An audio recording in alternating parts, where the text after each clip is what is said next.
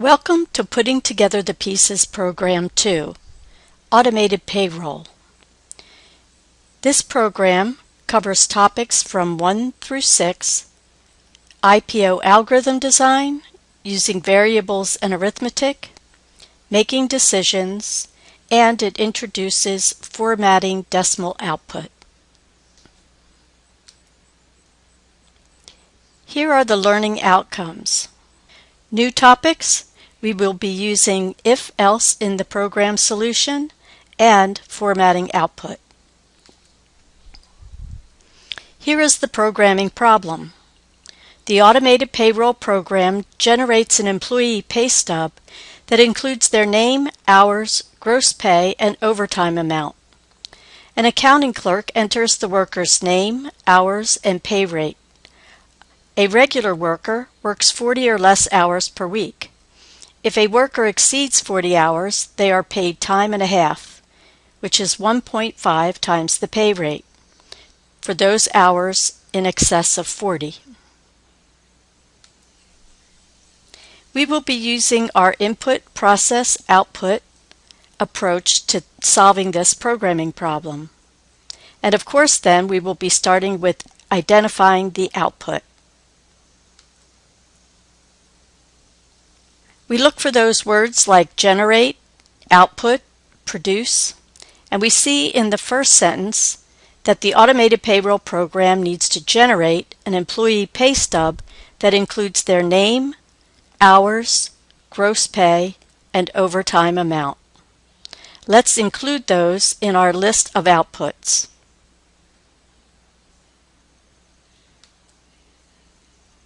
For inputs, we see that the accounting clerk will be entering the worker's name, hours, and pay rate. Let's include those in our inputs. To determine the processes we need, let's use the subtraction strategy. The outputs, name, hours, gross pay, overtime amount, minus the inputs, name, hours, and pay rate. We see we have the name, the hours, but we will need to calculate the gross pay and the overtime amount. Here is our process. If the hours are more than 40, the worker is eligible for overtime, and we will need to calculate that based on the hours above 40 times the pay rate times 1.5. The gross pay will be 40 times that pay rate plus the overtime rate. Otherwise, the worker had a regular work week and worked less than or equal to 40 hours. In that case, their pay rate will be hours times the pay rate.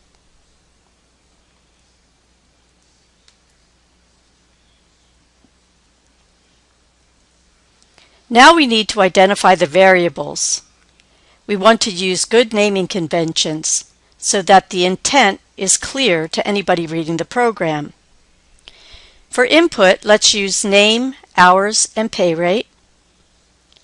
We see that we will need some helper variables based on the program narrative. A regular hour work week is 40 hours, so let's record that as regular hours. And overtime pay, which the worker may or may not have, so we'll initially set that to 0. The outputs then will include the name, hours, gross pay, and the overtime amount. We see that calculation in the process part. If the hours exceed the regular hours, which has a value of 40, then the overtime will be calculated.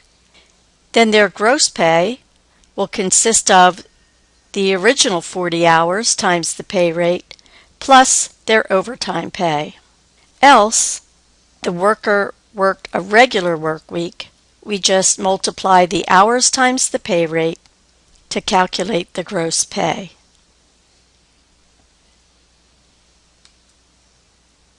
And you should open your payroll.java program in the project payroll. Here is the coded payroll program. Let's go through this carefully. First, I'm going to scroll up so we can see that we have our programmer name, date, and description at the top of the project.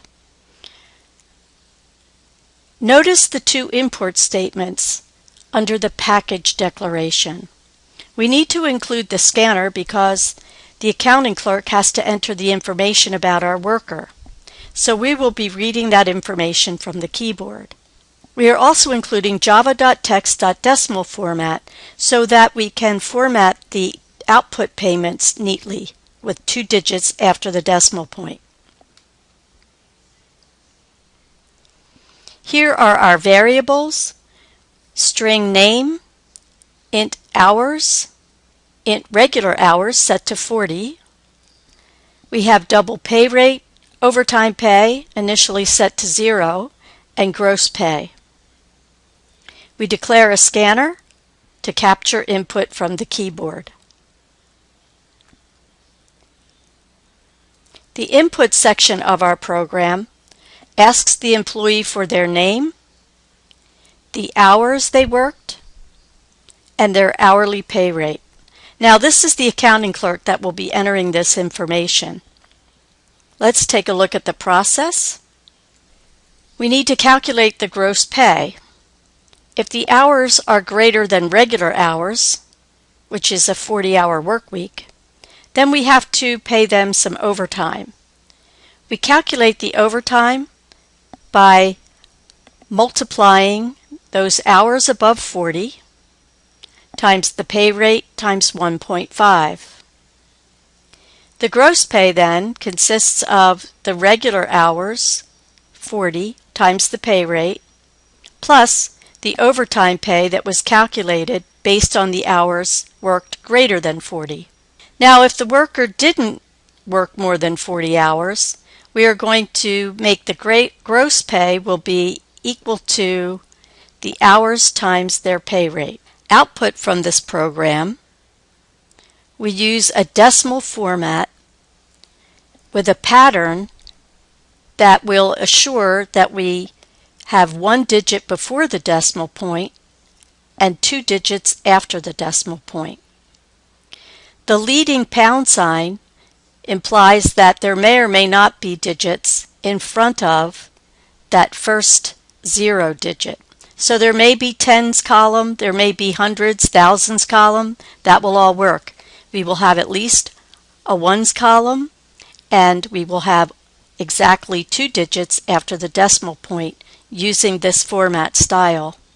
Inside the pay stub, we show the name, the hours worked, the gross pay using the format, and the overtime pay using the format. Let's run the program and see how this behaves. What is the employee's name?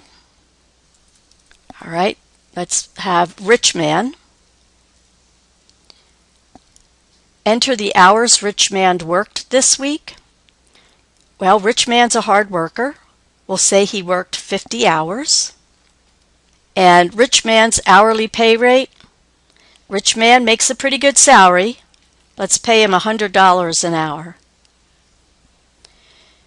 So here we see that Rich Man worked 50 hours.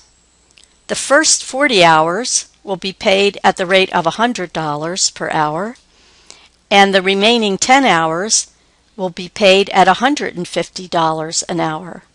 So we see that overtime pay of $1,500 with a gross pay of $5,500. Not bad for Rich Man. Let's run the program one more time, and this time we want to have a regular worker who does not exceed the 40-hour work week. Let's see. Our employee's name is I'm a Poor. I'm a Poor only was able to work 20 hours this week. and I'm a Poor's hourly rate is $8.50.